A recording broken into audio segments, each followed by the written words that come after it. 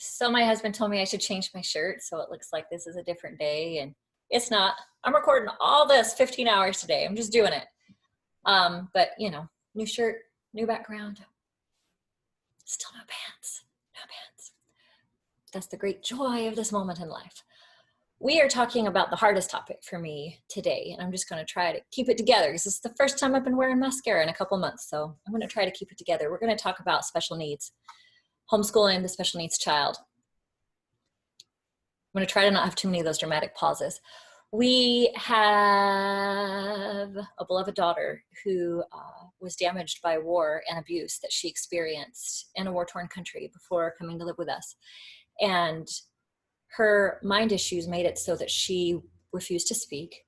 And part of her disorder was to pretend like she didn't have any abilities, because I think it's because she had seen babies being treated with so much care, but she didn't feel like she had that care. And so she wanted to be like a baby, so that way she could have that kindness. And it caused her IEP to dictate that basically nothing would be required of her.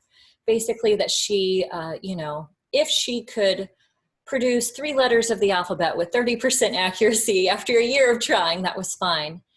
And it wasn't because there was a desire to stunt her development. There really was a belief that she didn't have that ability. As a mother, I knew that wasn't true. I had that intuition yelling at me, telling me that she had those abilities. It's just she needed to recover. And the reason why I tell this story is because we have incredible teachers in the special needs arena, but many of them are not trained in the way that they want to be trained. They are thrown into school systems that have these surging numbers of kids with behavioral disabilities and other issues. And many of them don't have the skills that are needed to serve our children, even if they wish they had those skills. So if you feel like you're unqualified, realize you're joining the party. There's plenty of people who feel like they're unqualified for teaching special needs children. Don't feel like you're in a special situation. There's a really good chance that the teachers that they had felt that way as well.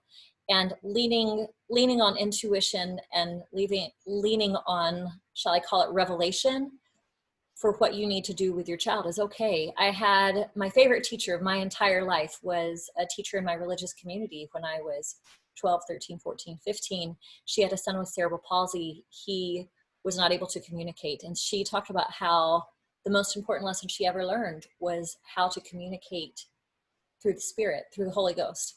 And I'm not assuming that you all are of the same faith as me. And I'm just trying to share the fact that you don't just need to use your academic knowledge in figuring out the schooling of your children. You can use the divine.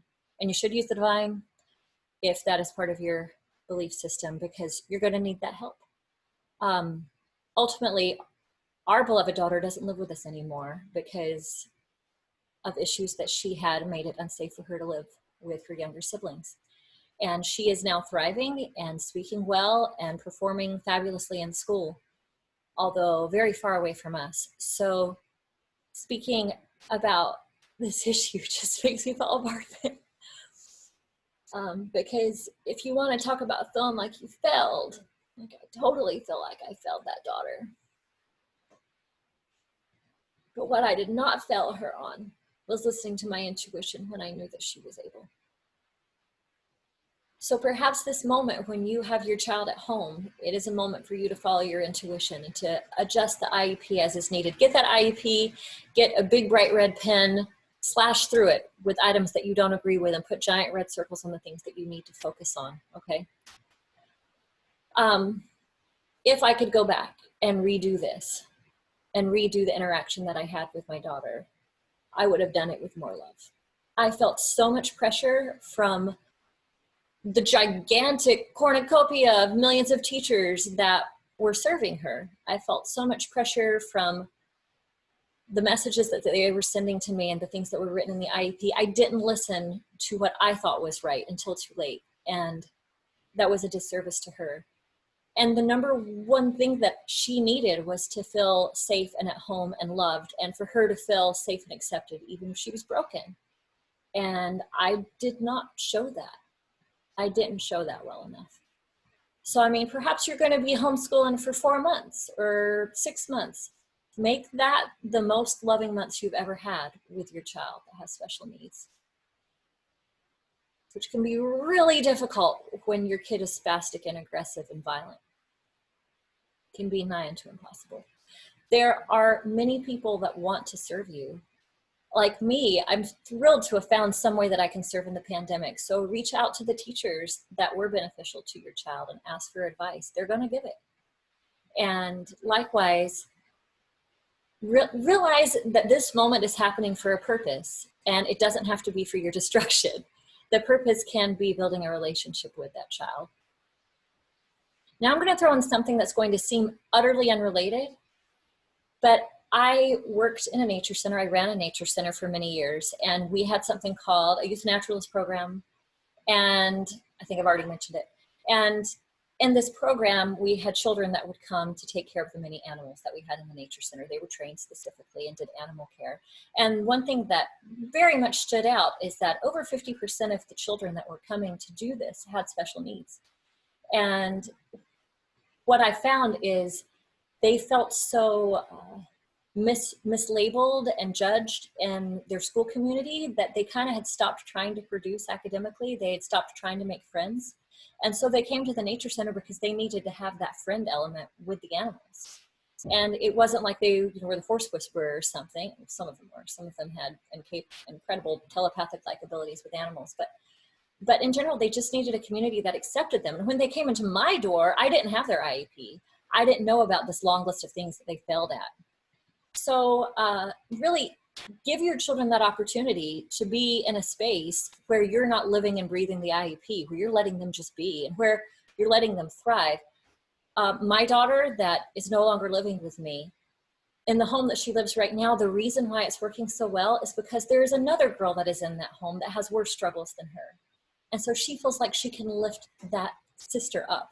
She feels like she can be something that she could never be in our own home because she was seen as the underling and the weakling.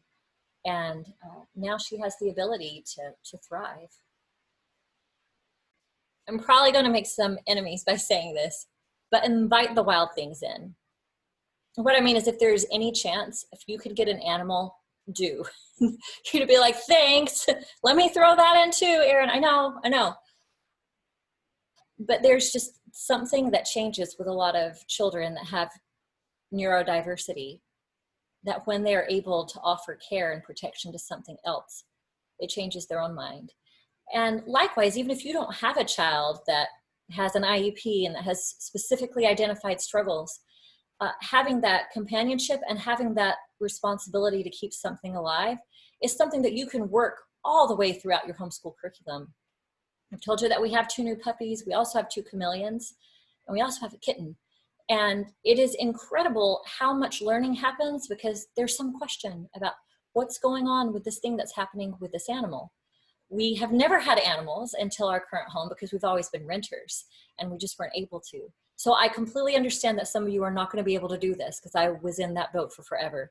If that is your situation, reach out to a nature center to see if they need help with their animal care. Reach out to farmers to see if they need help with their animal care.